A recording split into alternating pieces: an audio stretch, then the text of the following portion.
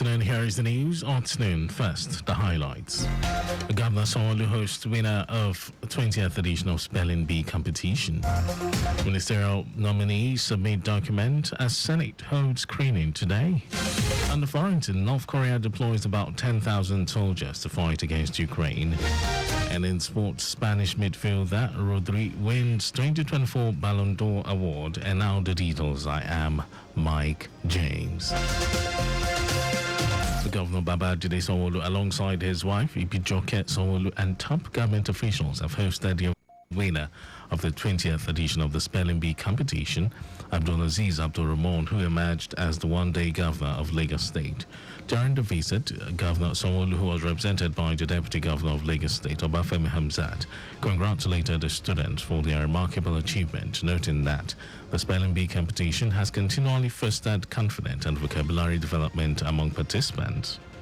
Hamzat urged the students to emulate past winners who have excelled in various fields.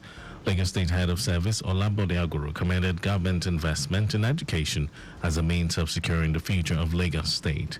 Abdulrahman from Oriwu Senior Model College, Ikorodu, was accompanied by his team members, the one-day Deputy Governor Oki Sewanu of Ansaruddin Senior Grammar School, Badagry, and the one-day Secretary to the State Government Said Alimot Oderi of Jubilee Model Senior Grammar School, Koka Akuda.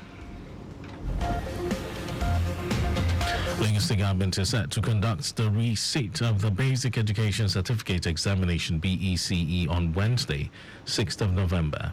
Director, Lagos State Examinations Board, Adebayo Orusholu, who stated this, noted that the affected schools are to commence registration of their students who failed English studies or mathematics, or both, with the sum of 3,000 naira only per candidate. Orusholu urged the authorities of the affected schools to treat the matter as urgent, stating that excuses would not be tolerated. He added that the examination will be conducted at the selected designated centers across the 6 education districts of the state. Ogun State Governor Dakpo Abiodun has ordered a clampdown on all illegal garages in the state with immediate effect. The governor said operations of such garages are not only illegal but being used to exploit commuters, drivers and other people of the state at a period when the state government is trying to bring down transportation fares in the state. Governor Abiodun gave the order after shooting 2 illegal garages at the NNPC junction and opposite the June 12 Cultural Center in Abeokuta. He also ordered the extension of the exercise statewide and a total clampdown on illegal garages, especially in the Mowe, for Access and Songwater. According to the governor, aside from these garages exploiting commuters, they constituted security risks to residents as they served as criminals' hideout through the shanties and makeshift structures associated with them. And now to the rest of the stories. Ministerial nominees have begun the documentation process ahead of their screening and confirmation by the Senate, set to commence today. Special advisor to the President on Senate Matters, Bashir Ladu, who confirmed this, explained that nominees are expected to be screened and confirmed by the Senate in compliance with Section 147 of the Constitution of the Federal Republic of Nigeria 1999 as amended. The Senate received President Bola Tinubu's formal request for the screening and confirmation of 7 ministerial nominees last Tuesday. The nominees listed in the President's letter are Nentawe Yilwata as Minister of Humanitarian Affairs and Poverty Reduction, Muhammadu Dingyadi as Minister of Labor and Employment, Bianca Ojukwu as Minister of State, Foreign Affairs, Jumoke Uduwole as Minister of Industry, Trade and Development.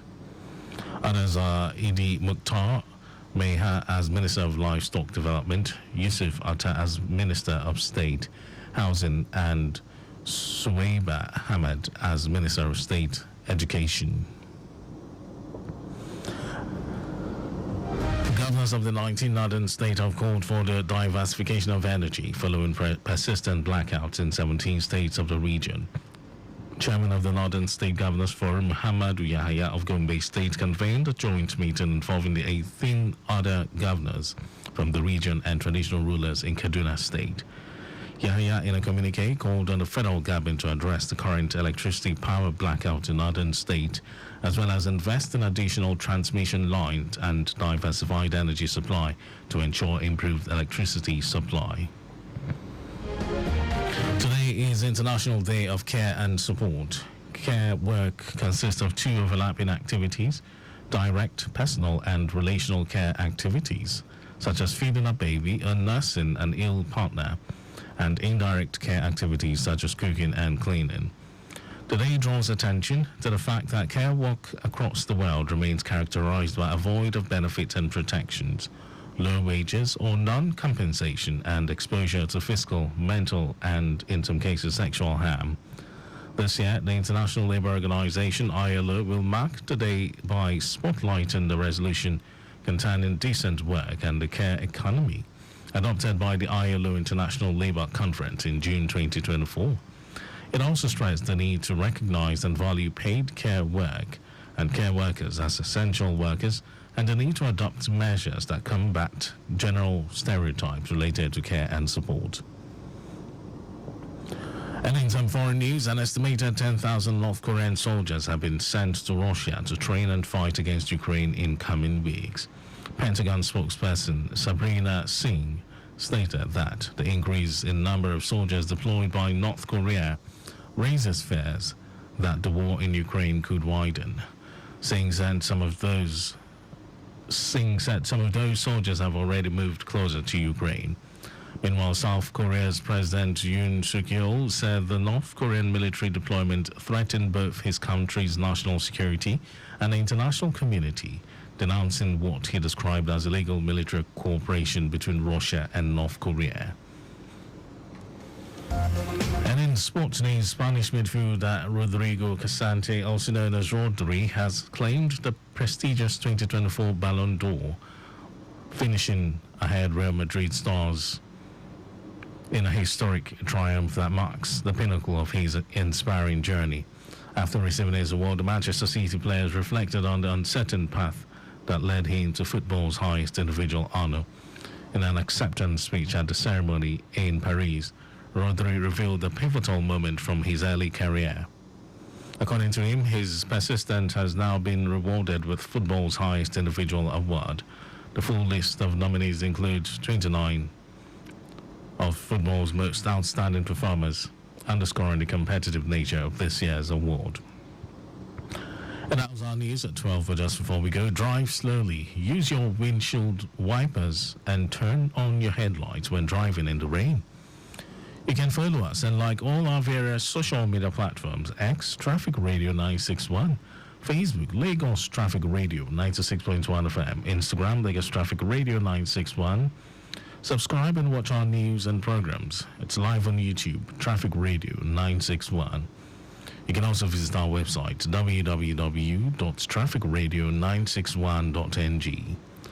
Did you know that the Sanwo-Olu administration received the reviewed version of Lagos Tourism Master Plan 2020-2030? You can get more details on the Lagos Government website, and to end the news, here are the highlights of the major stories.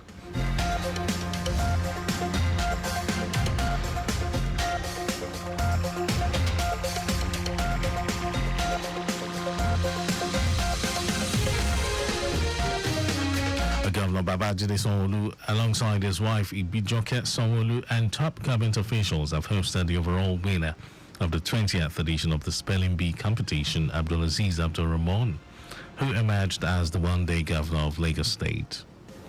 Ministerial nominees have begun the documentation process ahead of their screening and confirmation by the Senate, set to commence today.